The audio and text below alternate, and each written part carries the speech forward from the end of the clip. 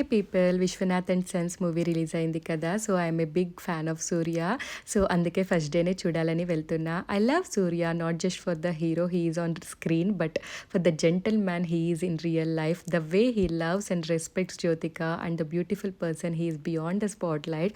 నాకొక హీరో అంటే ఆన్ స్క్రీనే కాదు, the way he behaves and his characters matters a lot. In that way Surya is the one. And movie గురించి వస్తే after a long time ఒక మంచి movie నవ్వుతూ థియేటర్‌లో ఎంజాయ్ చేశాను. మంచి ఫీల్ గుడ్ మూవీ అనే చెప్పొచ్చు. సెకండ్ హాఫ్ మొత్తం ఎమోషనల్ అవుతారు. And my gentleman came here.